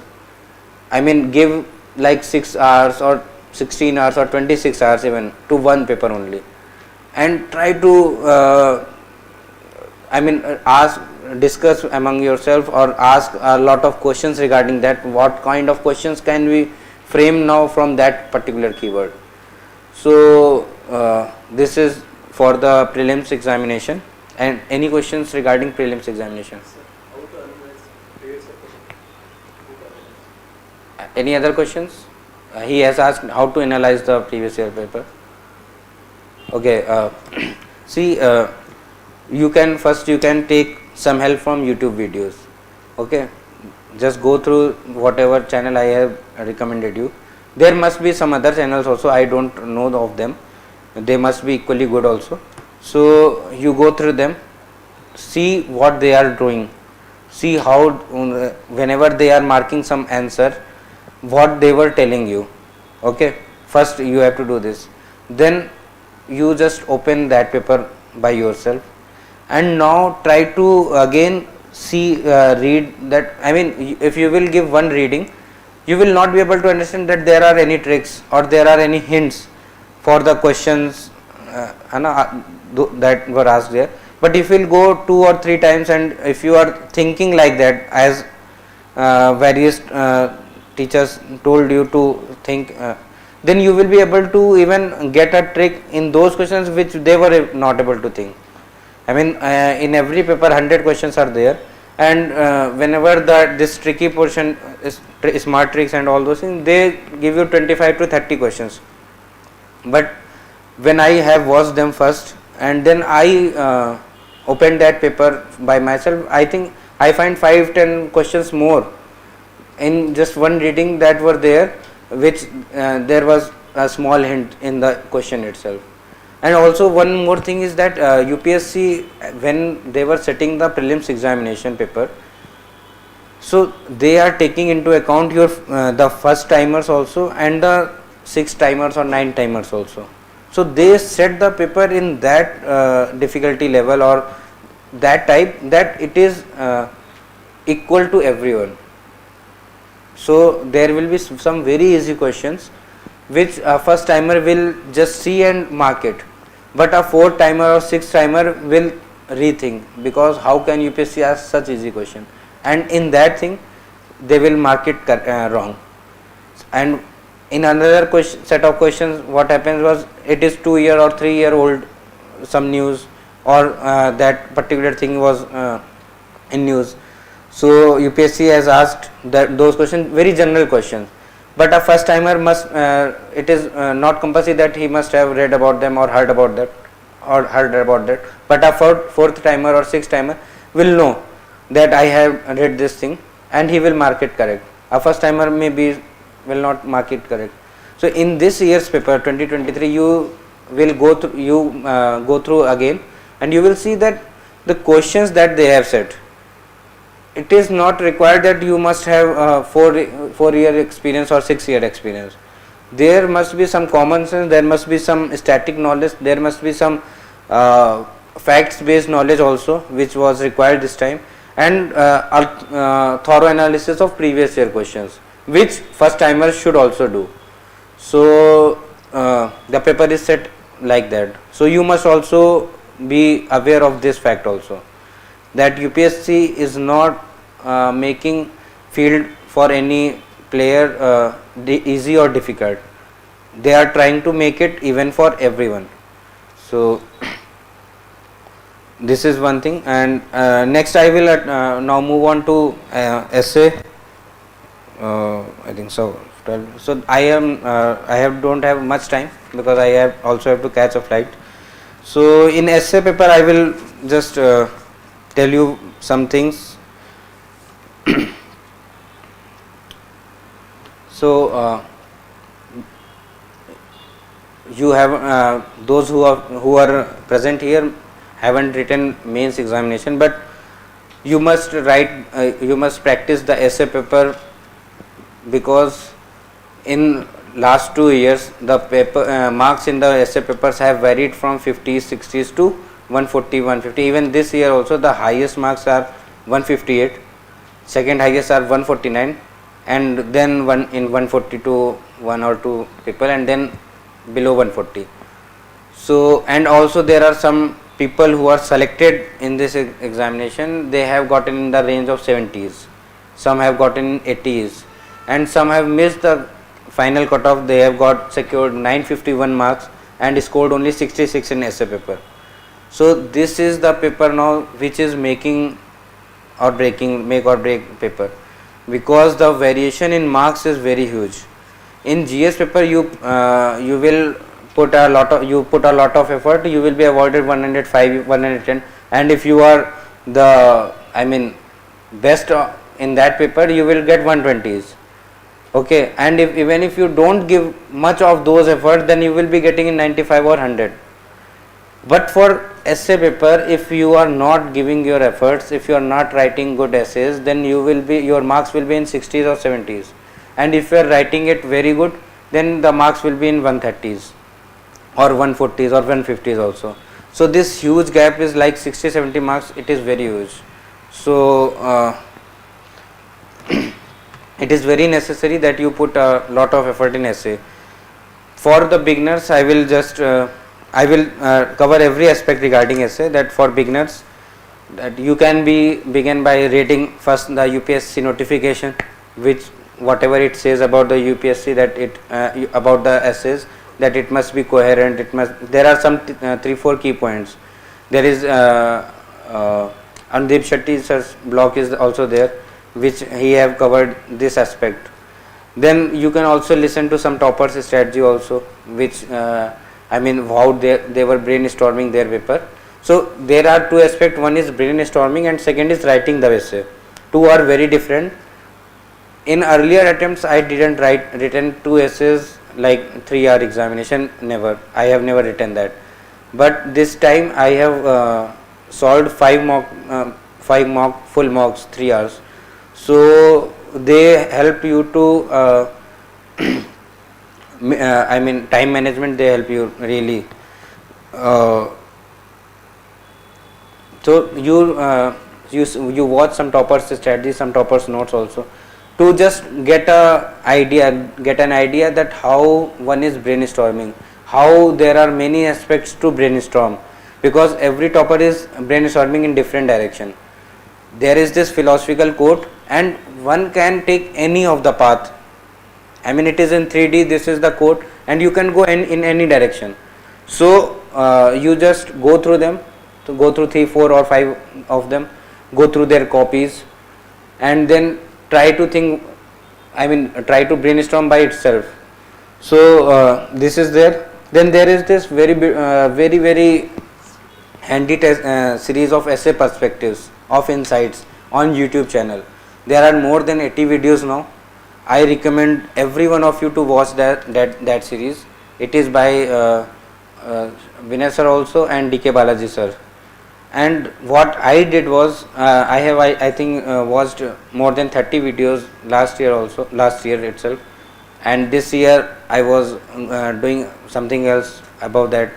So what I did was that whatever topic was there, I just tried to brainstorm by itself first, so that I can get to know that how I am thinking about this particular topic, what examples I can think of in those topics, in how many dimensions I am going to dissect my essay, in which what will be my conclusion there, what will be my headings if there are, what will be my anecdote or the introduction story, if there will be mythological story or not, if there will be any real life example or there will be some fiction story. So I was doing that, and then I watched the video. I was not just watching the video, I was also making notes of those videos. Whatever sir was telling, I was just writing it down. So I have collected a lot of examples by doing that. I have collected a lot of headings and subheadings and how to approach any essay. And sir was also telling how whenever we are switching the paragraphs, then how to move from one paragraph to another paragraph. So it must be coherent, it must not be jerk, that you were talking about this, suddenly in the next paragraph you were talking something else about. No, the next paragraph should be in accordance with the previous paragraph. Okay, there must be something of the earlier paragraph which you are taking to next paragraph, and then you are making another you are telling another consequence, or you are taking another situation by taking the first situation. Okay, so this coherency is very important, because you have to write 1000 to 1200 words. The essay is almost, they give you 12 pages there, you write 8 to 10 or 12 pages. So there must be coherency from first paragraph, from first page to last page. It is very necessary. So one more thing is about essay is that which Vinay sir itself has, I have watched his video in 2019 itself, and he has emphasized over originality and novelty of your ideas, of your thinking. It is very essential. You do not get into cliches, do not get into traditional this approach of dissecting your essay in pastel, like political, economic, social, technological, economical, or ecological, legal. No, do not do this, because this approach is not rewarding anymore. What you do is try to think. You brainstorm at least 50. I mean, if you are following this insights initiative of Sunday essays and essay perspective, which they eventually make a video, you will be able to collect 52 essays in 1 year. That is very huge. Okay, so what you do is try to collect some new stories, try to collect some new examples, read fiction, non-fiction, or such as I have read a lot of books and I have used them in every essays. Like there are, you all know Harari's 3 books, Sapiens, Homo Deus, and 21 Lessons for the 21st Century. All 3 books are very good. What I have read them once in 2020. Later, whenever I was going to write my essay paper, what I did was that I always went through their summary. Their summary is also available on the Google. You just Google it, that summary of Sapiens. There they will give you 2-3 blogs. Read all of them. You can collect some information from one, collect some from another, mark them, bookmark them, and whenever you are going to write essays, just revise them. Eventually you will be able to remember all those things. So there is this book Nudge, okay, Poor Economics by Abhijit Banerjee. That book gives you insights how a poor person is thinking to spend his money, and how they are stuck forever in the loop of poverty, because why they were not being able to save much. Okay, so that gives you a different kind of perspective which you will not be able to, because you are not there, you are not them, so you won't be able to understand their perspective. There are some autobiographies of any great leaders. I mean, from Nelson Mandela, Swami Vivekananda to Ramakrishna Paramahans to APJ Abdul Kalam sir to Mahatma Gandhi, Jawaharlal, every great leader, every great person, he has a very deep insights about life, about everything, and you must read them whatever you can. I mean, it is not that you compulsorily read them all, but whatever you think is best for you. Read also some spiritual literature also, because the essays which they are asking, there is this underlying tone of spirituality in there. Okay, so because also one should also read them, because they broaden your thinking, they deepen your thinking, because you are thinking about the fundamental questions of life. Okay, so read them, think about them, just give yourself some 20 minutes or 30 minutes and think on some fundamental questions which you are facing. Even if you are facing some problems, just think, just question yourself, what, why, and this particular why. Whatever you are in, whatever you are thinking, if you will just ask why, there will be more questions. You will pick one question and then again ask why, there will be more questions. So this tree of questioning and answers will be there, and you will find those answers by yourself. I am not saying that by doing this you will got to know the absolute truth, but you will reach somewhere else. Okay, so do this exercise. Also, what I did for essays was I also prepared short notes by watching some documentaries. You will Google documentaries, Netflix top documentaries. There are a lot of documentaries, like there is this documentary Fantastic Fungi, which I have even used in this year's essay paper. In first essay, forests are the best case studies of economic excellence. So I have used this documentary Fantastic Fungi. There is this documentary 14 Peaks, Nothing is Impossible. There is this documentary Cease Piracy. There is this documentary about minimalism. So The Big Game, the short, okay, there are a lot of names. I have watched a lot of documentaries.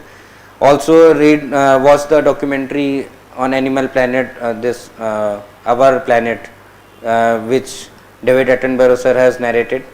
So what happened was, I have watched a lot of wildlife documentary, and it always helped me in prelims examination, because whatever they are asking now in ecology questions, they are asking some random species which you will not be able to read in traditional textbooks. But if you have watched those documentaries, you must have gotten through them. Even in this year's paper, orangutan question, that which of those animals use a stick for this. If you have seen the documentaries with interest, you must have remembered that this is the species which is more intelligent, and then only he can.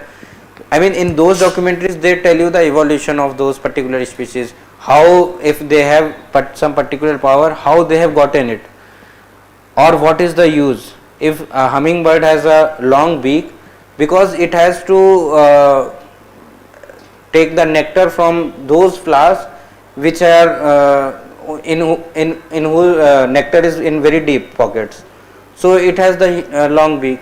Similarly, every species is their evolution is very unique, and you can learn from them. You can use them in your essay examination, you can use them in your even in GS papers also. And then also I have made some short notes on the books I have read, so that I can use them. Also, if you have watched some web series, TV series, some movies, those also you can quote them in your essays. Basically the idea was to get original. The idea was to, whatever you have learned in your life so far, you must use that knowledge in your essay, so that the examiner who is reading your essay, who is actually trying to know you or your thinking, can better understand, because whatever you have did or you have watched or you have read, it will be reflected like that. If you have not read something or not watched something and you just go through 2 lines or 3 lines about them and you will write, it will definitely sound mechanically. So it is not required. Whatever you did, your experiences are unique. Everybody is at least 22 years, 23 years old here. I know. So you must have gotten a lot of experiences. Just think about them. Just think about your life story. Instead of giving fictitious story, just write yours. I mean, don't write your name, but write your story, because that is more true. You can connect with that story. It is your story. You will connect even in the essay exam. Even after the essay exam, you will always reconnect. So it is very necessary. Also, try to read some mythological stories. I will not say that you pick whole Ramayana or Mahabharata, but there are smarter ways to do that. You can just go on Quora, because 5-6 years back I used to read a lot of content on Quora. So there are various answers, very deep thought provoking answers, and you must use those knowledge of others and according to you, I mean for your own benefit. So you can do that. Also, one more thing is that dimension, which is very traditional approach. What you can do is, there is this pastel keyword which has only 6 dimensions, but there are more than 20 dimensions in essays. So what I did in my last 2 papers, I used to as soon as they allow you to open your book, okay, so I used to write all the 20 keywords in the last rough page, and then I pick, I mean whatever you will be writing, it will be in those dimensions, but what I was not writing it directly but subtly. So even in that I used to pick those dimensions. Like if I have read if I have used social dimension once in one essay, then I will not use that dimension in second essay unless it is necessary or it is essential there. So I try to keep my essays, both my essays, like at least 14 to 16 dimensions will be there, and they all will be different. So I used to do that. I also used to do in picking the topics, I never pick the same kind of topics, because sometimes there is this overlap of value system, in underlying value system in both of the topics. Then what I always did was that I tried to avoid that, because then the 2 essays will be on the same line. There will be a larger part which will be overlapping, so I try to avoid that. And I can give you 1-2 examples of originality, like so this in this year's essay paper I picked first topic for S1 and a 6th topic in part B, which was one cannot step into the same river twice. So while writing my first essay, it took me 1 hour 45 minutes. I wrote first time full 12 pages, and then I was already behind the time, running late. So I had this philosophy, I had this whatever topics I have brainstormed earlier or I have written those, I will not pick in the UPSC exam. So I have written this 6th topic, one cannot step into the same river twice, this year only. and but I have made this thing also.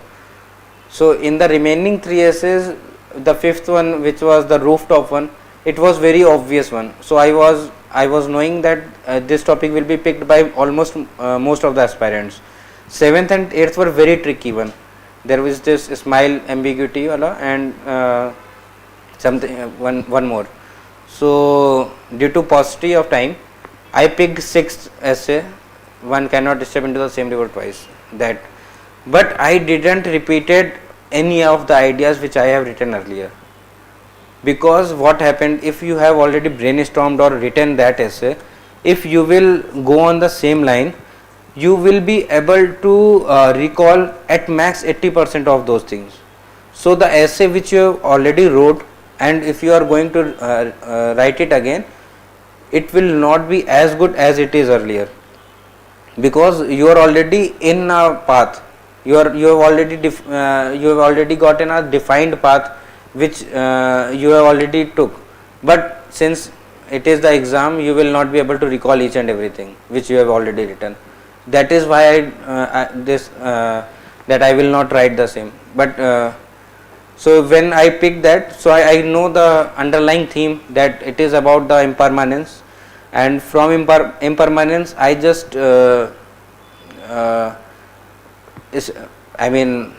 I decided to stick to that time and space dimension only.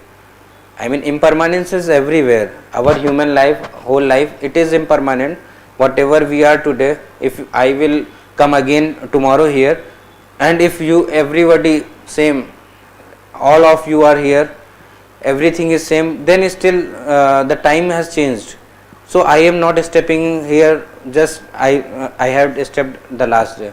So this is the concept. So what I know was that this is the theme, and since this topic was asked in every, almost I think I know of them 5 or 6 coaching essays, they have asked that topic, and they have given synopsis of those of that essay, and in those synopsises they have concentrated or focused more on the human side, because we are changing continuously. Okay, so I decided that I took actually this risk of not going with traditional human approach. Okay, I will write about this, that which I know already.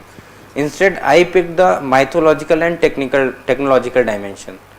So what I did was introducing the circular concept of time in our mythology, like Satyug, Tretayug, Dwapar Kali, and then again Satyug. So I started, my introduction was like that, ki this is the circular frame of time, and if you think that once, I mean, one person is Satyug, then again Satyug will come, it seems that we are stepping twice. But what has changed? I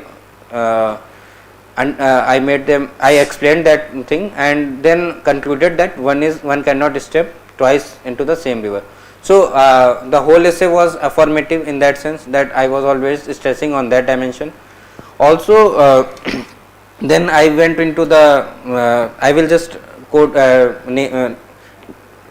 will just name the concepts, such as the theory of relativity, such as the this black hole wormhole concept, the space is expanding concept, and the fact that even our galaxy, everything is moving in that space. In our relative position, we seem that sun is here, only earth is revolving, but in reality sun is also revolving around something. So we are changing, I mean, and this this is 4-dimensional space, x, y, z and t is for time, x, y, z are directions. So one is always changing. Okay, then I introduced the concepts of this Trikaldarshi in mythology. So it is said that in Ramayana was written before it happened. Okay, so I introduced that. So I asked there the questions like that, ki if one is Trikaldarshi, I mean, who can see the all 3 times, past, present and future, then if he is watching a future in present time, and sometimes after, when he will be in the future, does he is stepping twice like that. So I was questioning itself, then I was giving the answer, explaining then that question, and giving the affirmative tone that one cannot step into the same river twice. Similarly, I used concept of deja vu. Sometimes we see in the dreams and then it happens. So are we stepping into the same river twice? Or the concepts like there is this web series Dark. So I mentioned that also. I also mentioned some books regarding that, which were talking about subconscious, conscious, and all those things. So basically, my whole essay was around the dimensions of mythology and technology. Only one paragraph I have mentioned out of compulsion, that I have just a short 4 or 5 line paragraph of human dimension also. So just think about the examiner who is checking the copy. He is getting the similar content, then he will avoid a similar kind of marks also. But if he reads something interesting or something which he doesn't know, then he must have to reward you. Okay. So this is the thinking behind the originality, behind the novelty in your essay topics. Similarly, as I am running short on time now, so for GS papers also, I mean, I have not scored great marks, just bit normal average marks, because my optional was mathematics, and in all the attempts except this one, 80 to 90% of the time, 70 to 80% of the time was given to mathematics between prelims and mains. I have repeated this mistake 3 times already, so I didn't do this in this attempt. I at least took 1.5 months for my GS preparation also, and even in the earlier phase I used to I have completed my essay and ethics, so that helped me in at least increasing my marks compared to last year by 33. So you can do smart work here in GS if somebody's optional is technical, like electrical engineering or mathematics or physics or chemistry, or the syllabus is huge there and you don't get the luxury of time as any other optional people get.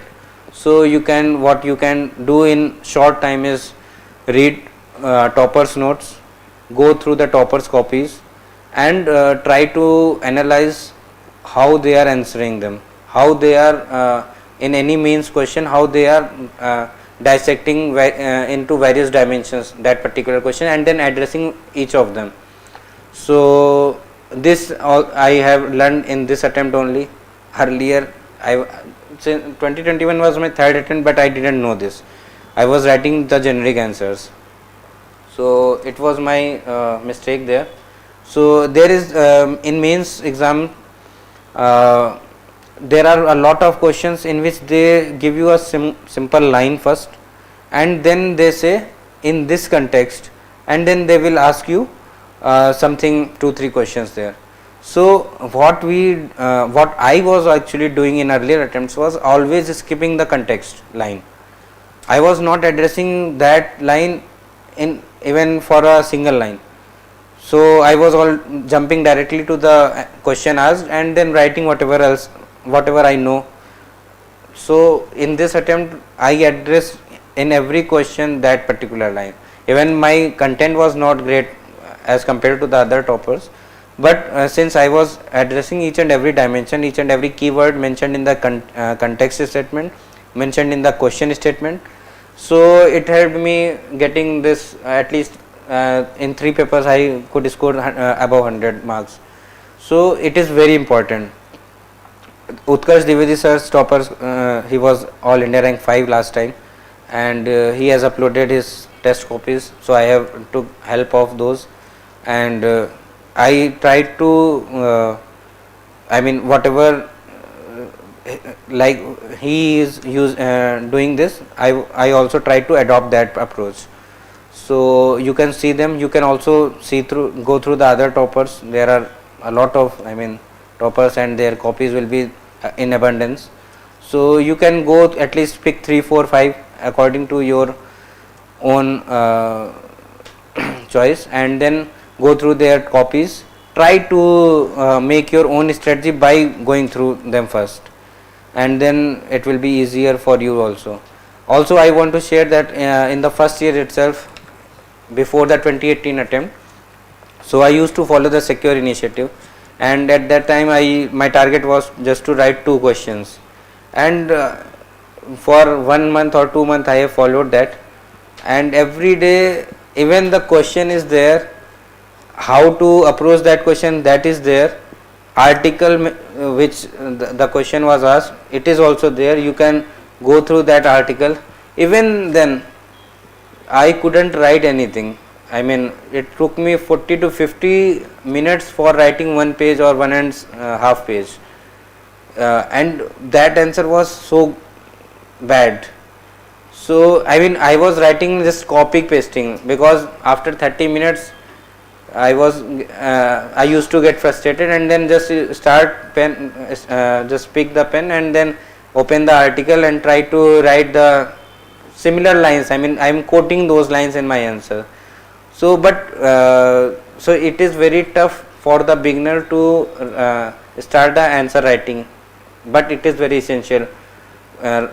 So in later stages also, I didn't do much of the answer writing, but I had this confidence that I will be able to do that. I think my skills were not fine enough that I could score 450, because I was not putting a lot of hard work there, but it's fine. So you should give, I mean, you all are going to attempt now, the next year, the full 1 year is there. Whatever sir says here, follow that religiously. Whatever teachings, I mean, just not the UPSC thing, just not the learnings that he talks about regarding UPSC, but also about the life, because this exam is very uncertain. So you have to be very patient, you have to be persevere, and do continuously hard work. And one more thing which I find very good about UPSC is that I always believe that this is the 24-hour competition, because if you just bar the qualifying papers of CSAT 2 hours and 2 compulsory language, one is English and one is another language, 3 hours, then what is then the marks which is counting is prelims is 2 hours. Okay, essay and GS, they are 5 papers, so that is 15 hours, and 2 optional papers which is 6 hours. So this is 15, 6, 21 and 23 years, and then you qualify all of this, then there is this PT which is almost around 30 to 40 minutes. So even not full 24 hours. So you have to be at your best in that 24 hours, irrespective of your performance on other days. So I was lucky enough that I always used to perform, even in earlier attempts, that I used to perform in these 24 hours at least. I mean, not in PT, I used to get very low marks in earlier 2 attempts, even this year also not very good marks. But whatever I knew, I believe that whatever I knew, I always give it even more than I know.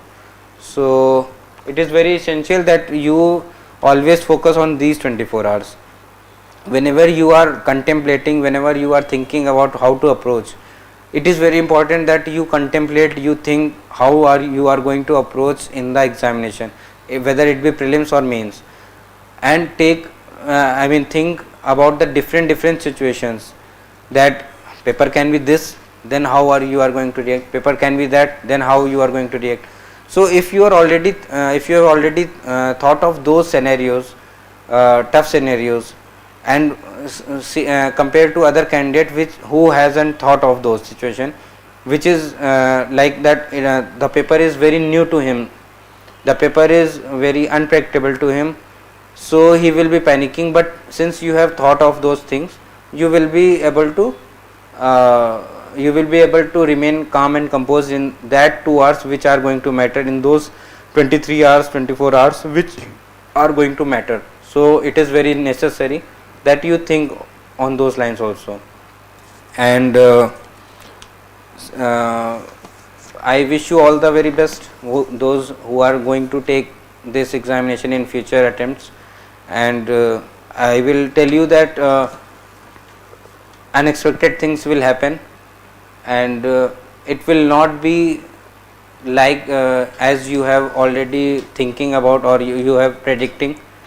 So there will be a lot of bad phases, but you must remember that after every bad phase, good phase will be there, and you must be patient enough that you keep working hard, you stick to your fundamentals, you stick to your values in those bad phase, so that when the good phase will come, it will be even better, it will be best. Okay. And there will be a lot of challenging times where there will be a lot of family issues, relationship issues, medical issues regarding success and failure in the particular exam or in the other exams which you will be taking in your future journey. So remember those these two lines which is from a Hindi poet Kunwar Narayan, कोई दुख मनुष्य के साहस से बड़ा नहीं, हारा वही जो लड़ा नहीं. So there is no greater sorrow, there is no sorrow greater than the human's courage, and only who that is defeated who hasn't even go on to fight. Okay, so it is roughly translation. So remember this, that you have to continuously fight, not only physically. I mean you have to put physical labor, you have to put 10-12 hours study or whatever suits you. Okay, there is no foolproof fixed hours or something that you will do this then you will achieve that. No, there is nothing like that. Everything in, and this is the beauty of UPSC, because this process is so novel that everyone who you will interact with has his own journey. There are no fixed rules or fixed criteria or fixed books or fixed approaches that one will take and he will be 100% success, he will be guaranteed 100% success. There is no such thing. Okay, and this is the beauty of UPSC, the whole examination is subjective. So it during the preparation phase also you must be prepared to face this. Okay, and keep on doing that. I mean keep on doing that.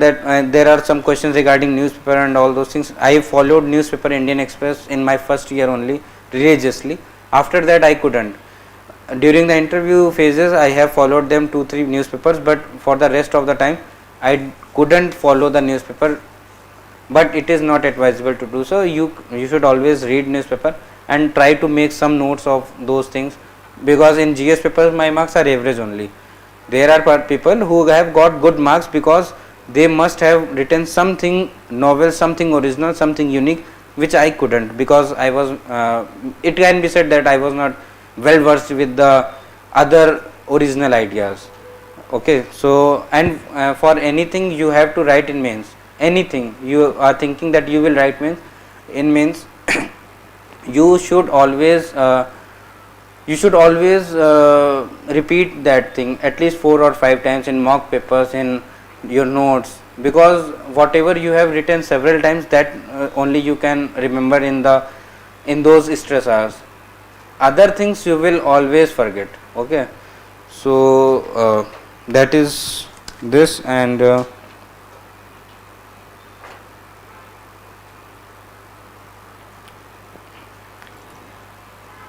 so that is from myself, because I am getting late.